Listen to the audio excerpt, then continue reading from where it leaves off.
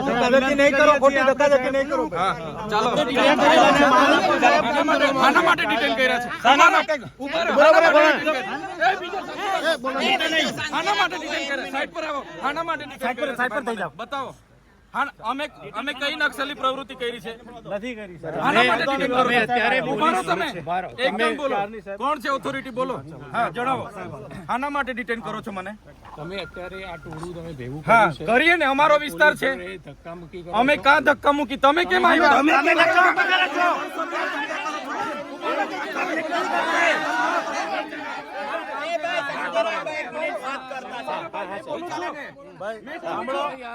ભાઈ જો અમારા ઓથોરિટી બોલે છે, અમારા નેતા બોલે છે,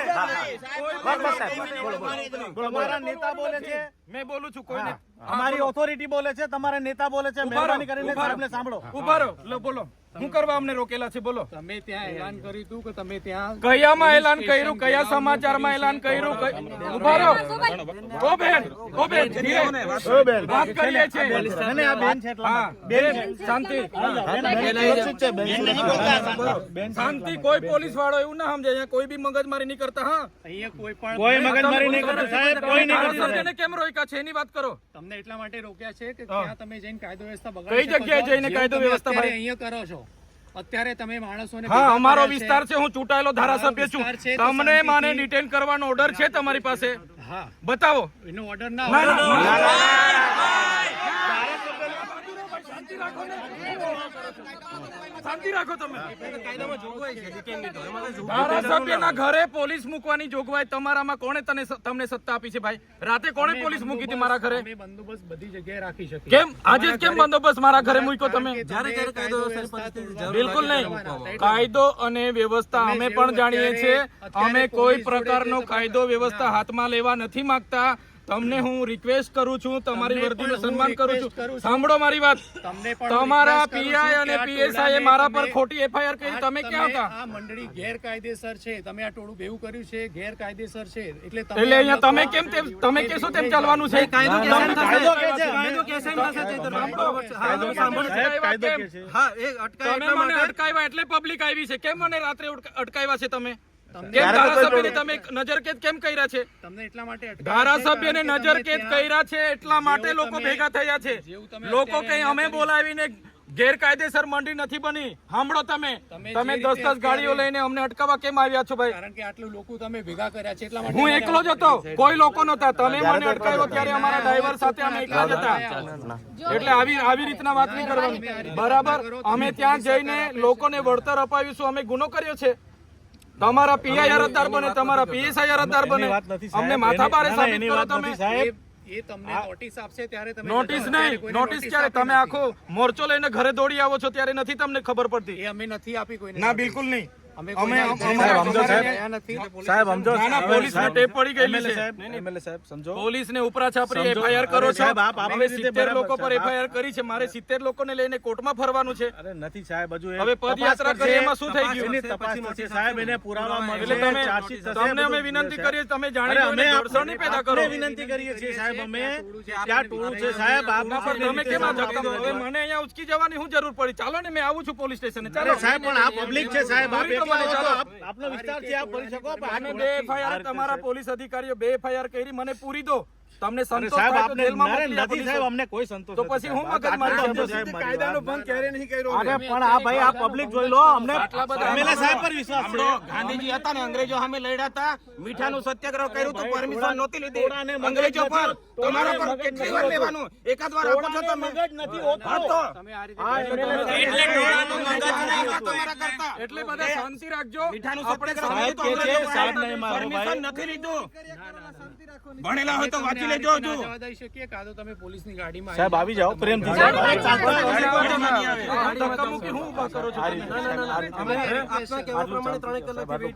અરે પણ અમે તો ભરૂચ જવાના છે. અમારે અંકલેશ્વર જામીન આપવા તમારે તો છે. એનો ગુનો જ નહીં. ભરૂચનો છે, અમે ભરૂચ તો જઈએ તમે શું છીએ. કરવા? તમારે લાગે નહીં વળગે ની વચ્ચે આવી શું કરવા અમને? અમે ત્રણેય ગુનેગાર છે. તમે ગુનામ પાડવા માંગો છો અમને ઉપરથી. બીજી હજુ એક ફરિયાદ કરવા માંગો છો. તમે ઢીલા પડવા માંગો છો. તમે ભાજપના ઝંડા પહેરી લઈ આવો. તમે તો સાચી વાત છે.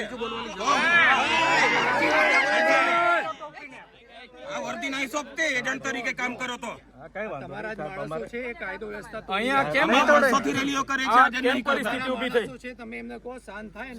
પરિસ્થિતિ કેમ ઊભી કરી? તમે કેમ આ રસ્તે આવીને મને રોકવાની શું જરૂર પડી?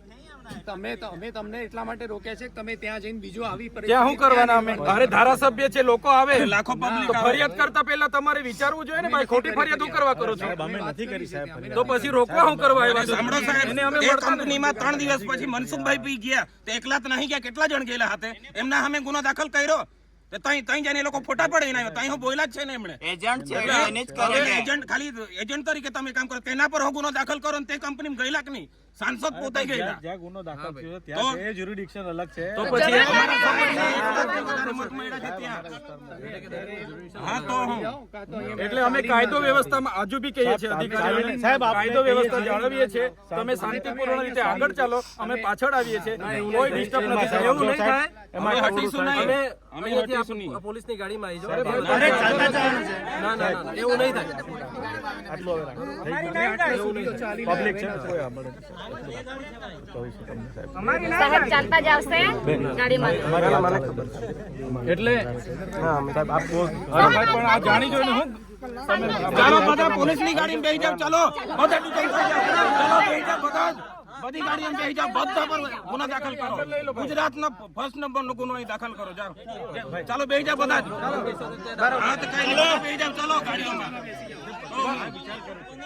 પોલીસ અધિકારીઓને વિનંતી કરીએ છીએ, અમારા કોઈ પણ કાર્યકર હાથે પછી જીબા જોડી કે નહીં થાય સાહેબ. માહોલ પેદા માહોલ બગાડવાની કોશિશ નહીં કરો. તમે સપોર્ટ કરતા હોય તો અમને શું છે? અમે છે જ નહીં યાર. આ તો આટલે 3 કલાકથી વાટાઘાટો કરીએ છીએ. હવે અમે એ જ કહીએ છીએ કે સાહેબ હવે થઈ